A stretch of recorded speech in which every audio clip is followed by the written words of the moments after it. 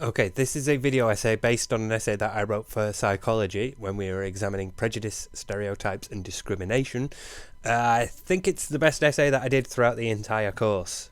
I really enjoyed writing it, and that might seem odd considering the subject matter I'm about to get into.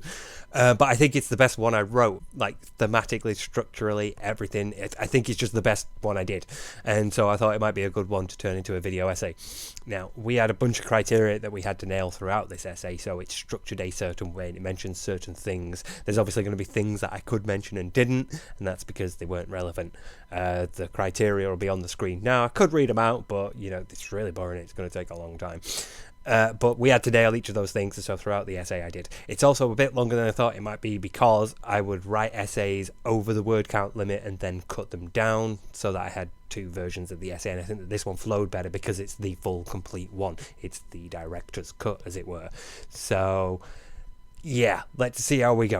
Let's see how well I can do with this and really give my editing skills a bit of a workout.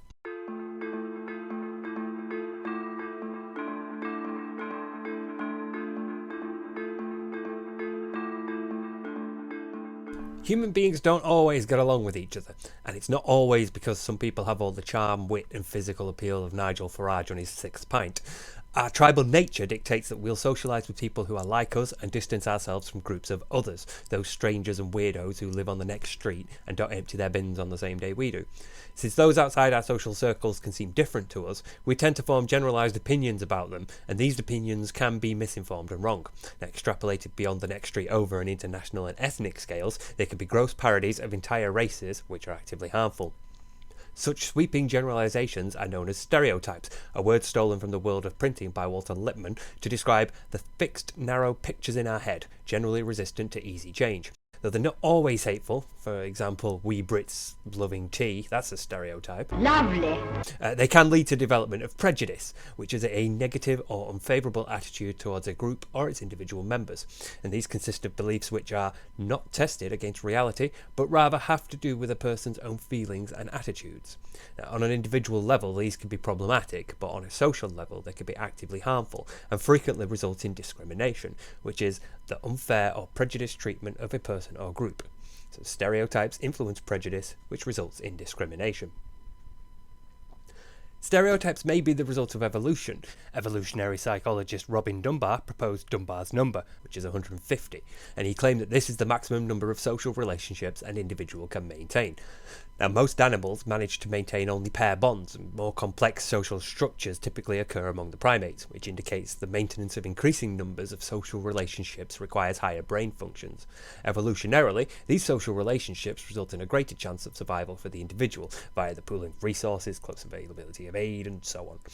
Arguing that not only is 150 individuals the typical size of tribes in hunter-gatherer societies, Dunbar also cites the average size of an English village throughout the centuries, from the Domesday Book to 18th century parish records, which was also 150. At numbers greater than this, people engage in a mental process known as chunking, the grouping together of a number of items of information so that they are processed cognitively as a single entity, and now whole groups of people are swept into the same drawer in a mental filing cabinet. It therefore follows that stereotypes are the results of our brains adapting to handling increasing amounts of information.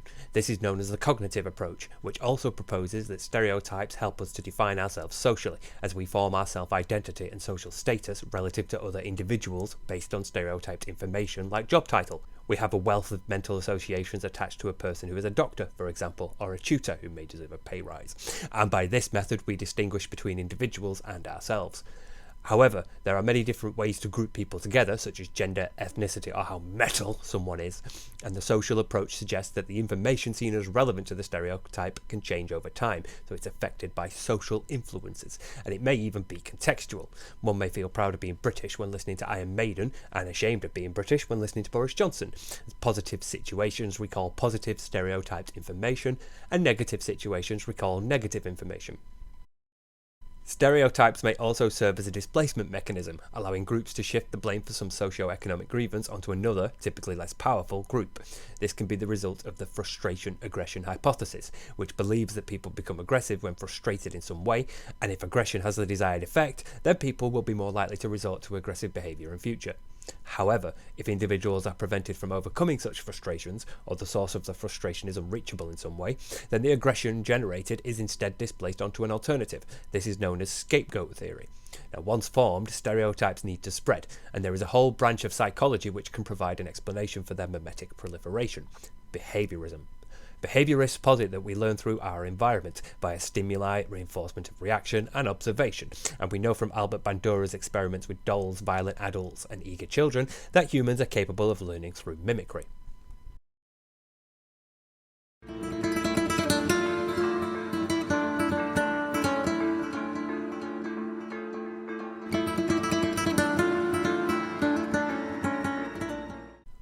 Where stereotypes are still ultimately beliefs, a prejudice is an attitude, and these are composed of three aspects. Stereotypes represent the cognitive aspect of prejudice, while the emotional reaction to prejudicial thought is the affective aspect, the mechanism by which the use of stereotypes is effective at whipping crowds into a furore. The final aspect is behavioural, which Gordon Allport proposed consisted of 5 escalating stages, beginning with verbal insults, followed by increasing avoidance of the groups in question, after which comes active discrimination and the deprivation of rights, before the inevitable physical attacks and, ultimately, extermination.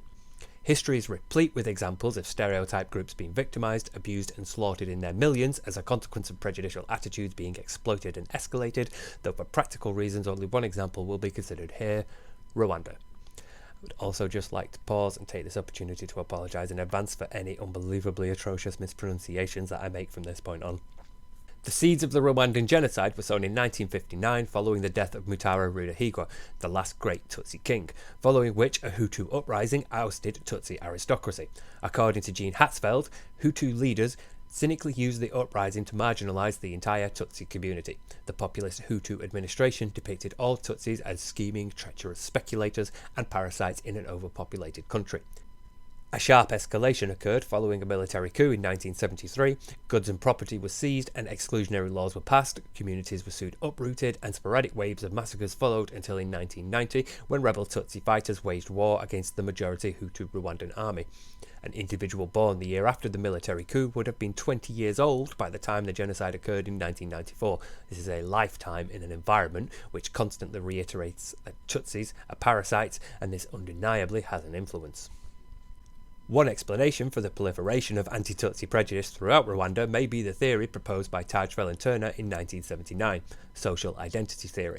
Indications suggest that we group people relative to ourselves. We compare who is one of us and who is one of them. By distinguishing between the two primary groups, the in-group and the out-group, we make snap judgments based on this distinction, and this may be a fundamental aspect of human nature. We feel emotional attachments to our groups and even define ourselves by them, e.g. British student basist. And the sense of togetherness this definition engenders brings both solidarity with some and prejudice towards others. Tajfel and Turner were building on Bandura's social learning theory, whose findings revealed that not only were children who had seen aggressive acts being committed against a doll more likely to act aggressively towards that doll than those who hadn't, but that children were also more likely to imitate others who were like them, other children of the same gender or ethnicity, for example, or people they had some affection for, such as their parents. In Rwanda, these figures were the military leaders and the hosts of radio shows, as radio dominated the third world country and the messages it spread were carried far and wide. Hatzfeld explains that popular radio hosts used humorous sketches and songs to call openly for the destruction of Tutsis, which were, according to one Tutsi survivor, so cleverly put and repeated so often that we Tutsis as well, we found them funny to listen to. A theory explaining the power of these individuals over their societies was proposed in 1950 by Theodor Adorno, a psychoanalyst keen to find an explanation for the behaviour of Nazi soldiers during World War II. He noticed a particular personality type recurring frequently and named it the authoritarian personality, hostile to those seen as inferior, subservient to those seen as superior, and binary in their beliefs. Everything is black and white, yes or no, us and them. Adorno explained this as an ego defense mechanism, displacement, brought about as the result of a strict upbringing. Unable to express such feelings towards their parents, authoritarian types displaced their aggression onto those considered lower. However, Adorno had only found correlation, not causation, and his theory alone does not explain those who hadn't experienced a harsh upbringing, yet still gone on to develop authoritarian personality traits. Thus, scapegoating and environmental factors must also be considered. Stereotypes had proliferated throughout Rwanda long before President Habyarimana's plane was shot down in 1994, the flashpoint which spurred the genocide. Efforts to dehumanize the Tutsi minority had been going on for decades, with one of the killers interviewed by Hatzfeld explaining, "It meant nothing to us to think we were busy cutting our neighbours down to the last one," a sentiment echoed by a second killer, quoted as saying, "We no longer saw a human being when we turned up a Tutsi in the swamps," and a third explaining that Habyarimana's assassination was the signal for the final chaos, but as with a harvest, the seed was planted before. Such stereotypes are influenced by, and hard to change because of, a phenomenon known as trait theory. Traits are aspects of our personality that have both direct and indirect influences on our behaviour. They are moderately stable and are typically assessed through questionnaires. Longer fascination for psychologists, one of the earliest attempts at defining them was the work of Allport and H.S. Odbert, who refined 4,500 words used to describe personalities down to just 160, with Raymond Cattell adding another 11 in 1946. Allport had categorized his 1,000-strong list of words into three groups depending on which trait they described: cardinal, central, and secondary. Cardinal traits are those which an individual is most associated with, often remembered primarily for that trait, people like Einstein. I'm a genius again. Central traits further defined an individual's personality, aspects such as funny, engaging, and deserving of a raise, while secondary traits were encountered rarely, and were mostly circumstantial, for example, a person experiencing anxiety in a claustrophobic lift. Further work into trait theory would come from Hans Eysenck, who proposed that most personality traits were actually the results of varying amounts of just three core aspects: extroversion, neuroticism, and psychoticism, which are affected by both genetics and environment. Eysenck's work was influential enough that two of them, extroversion and neuroticism, are now considered as part of the Big Five model, along with openness, conscientiousness, and agreeableness. In 1966, experiments examining how the brain processes information uncovered an unusual phenomenon which occurs when we are presented with information. Glanzer and Kunitz discovered that participants could most reliably recall the first and last words from a list they were given, but less reliably for words in the middle. These are known as the primacy effect, recalling the first part of given information, and the recency effect, recalling the last or most recent piece of information, suggesting that the initial piece of information is stored in the brain's long-term memory, while the more recent one remains in the short-term memory. When considered alongside cardinal and central traits, the primacy and recency effects may act as a form of natural selection, influencing which traits come to be associated with the stereotype and which traits are discarded.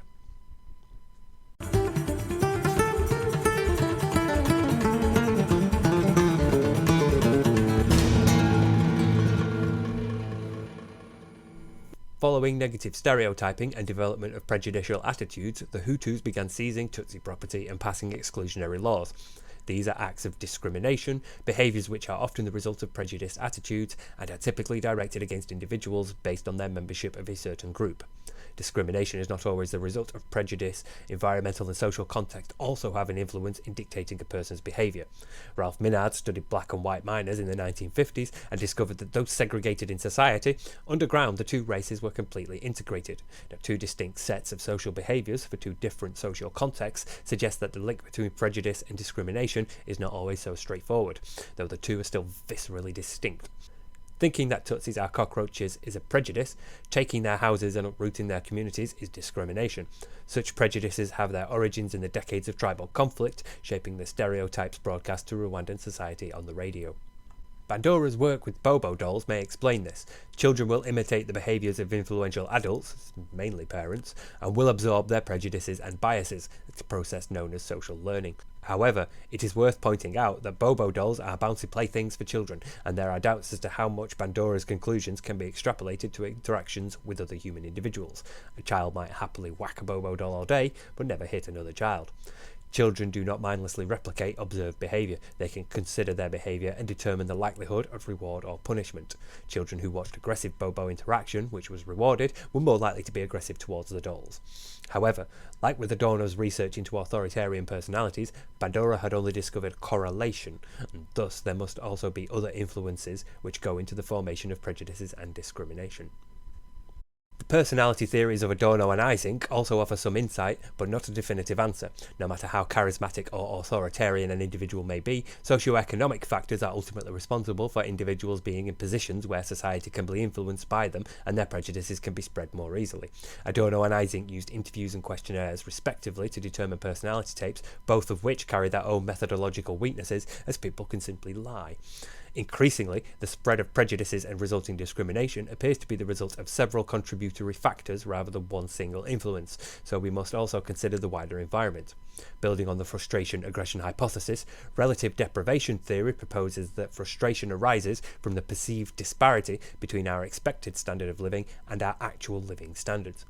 However, it is subjective. Regardless of how objectively better off an in-group might be, an out-group can be seen as having it better. And since the frustration at socioeconomic factors can't be directed towards bankers, CEOs and politicians, it becomes displaced onto the scapegoated group. The Sharif's belief that the social situation one finds themselves in is a powerful influencer of prejudice and discrimination, especially regarding membership of an in-group and perception of an out-group, and proposed realistic conflict theory.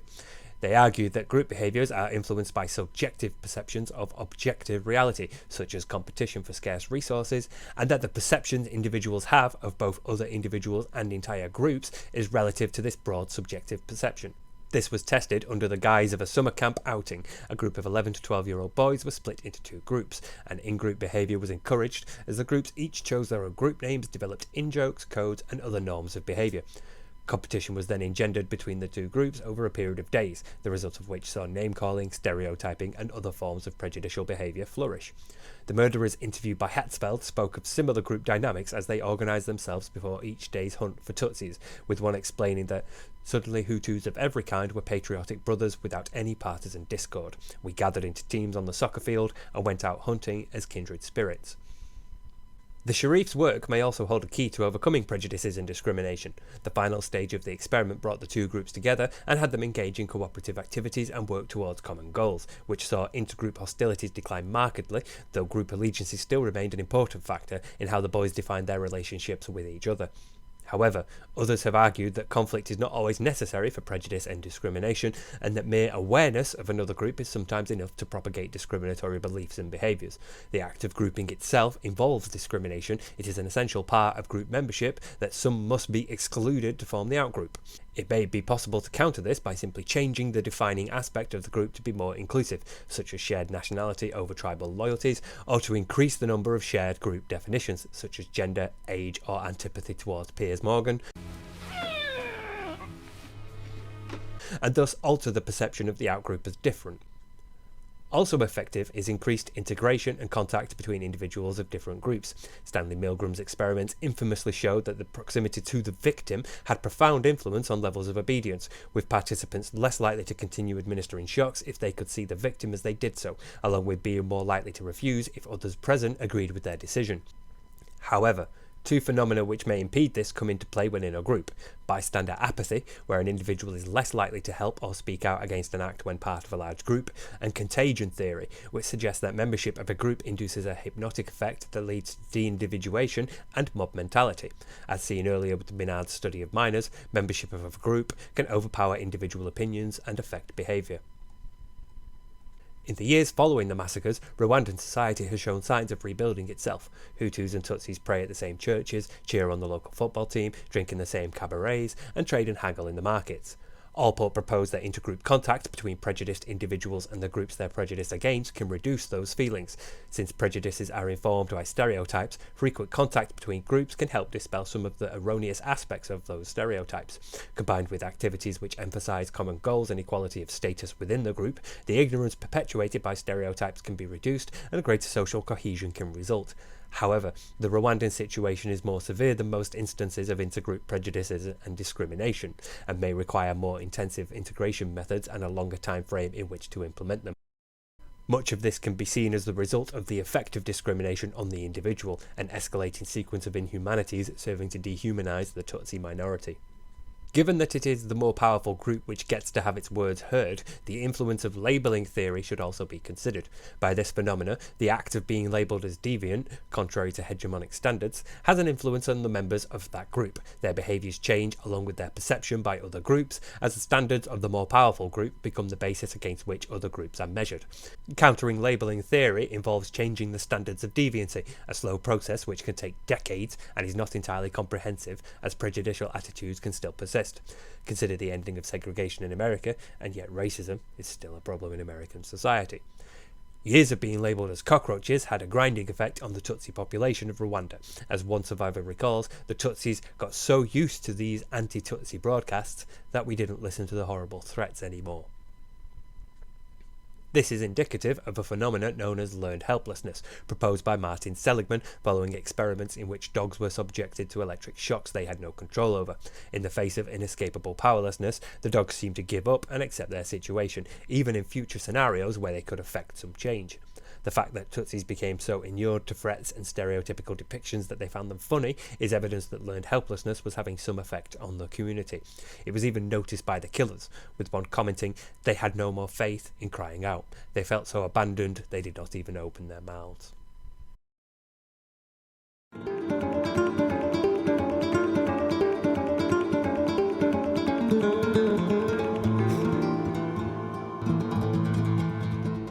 Much has been done in the years following the massacre. The Rwandan government has instituted reconciliation policies and programs aimed at building community togetherness. Nationality is emphasised more than ethnicity, and the Reconciliation Barometer, the government's measure of how well people are living together, was at 92.5% in 2015. Given the Flashpoint incident and the frankly astonishing speed with which the massacres were carried out, my tutor wrote a note at this point saying 800,000 in 3 months. It is tempting to think of the events of 1994 as a singular moment of madness. However, the psychological forces which drove them were there long before, forces Rwandans are now painfully conscious of as they move forward together as neither Tutsi nor Hutu, but Rwandan.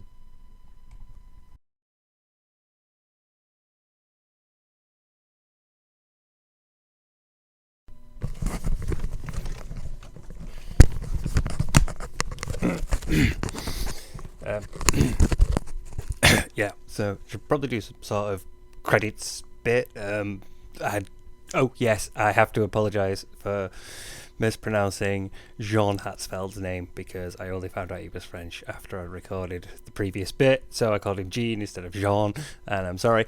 I'd also like to apologise for anyone Rwandan who's listening, the off chance anyone is, for any mispronunciations of any Rwandan names I might have made.